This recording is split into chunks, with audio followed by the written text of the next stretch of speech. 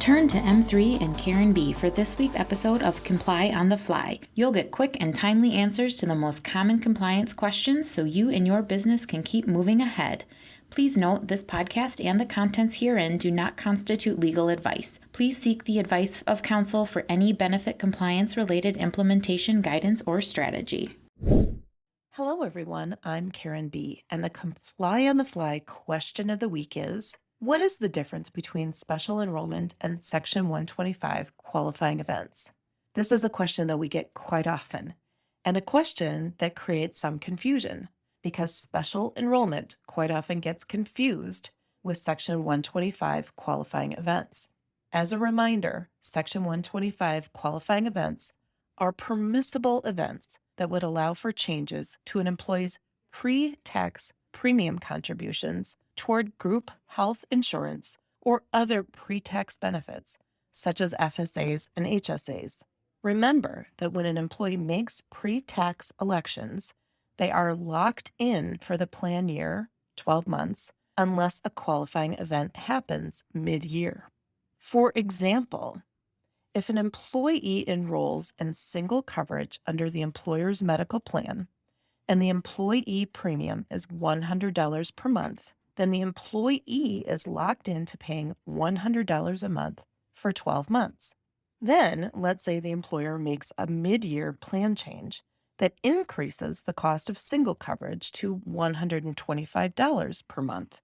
Under Section 125, which is part of the Internal Revenue Code, the employer would be able to change this employee's pre-tax election from $100 to $125 because this is an insignificant cost change, and the cost change is considered automatic, and this is a permissible Section 125 qualifying event to allow the change.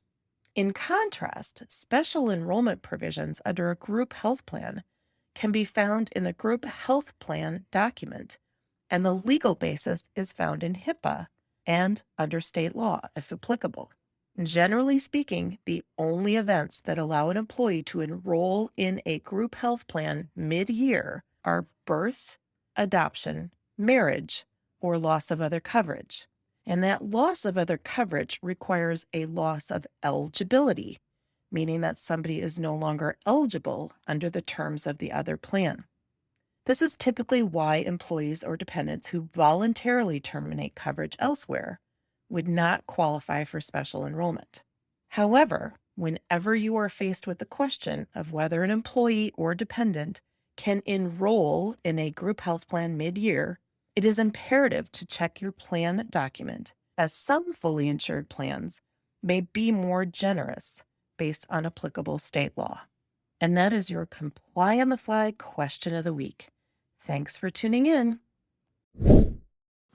What's on your mind? If you have a pressing compliance question, send it to askkarenb@m3ins.com.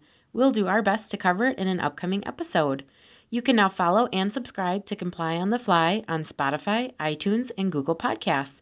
Make sure to tune in next week and encourage others to join us.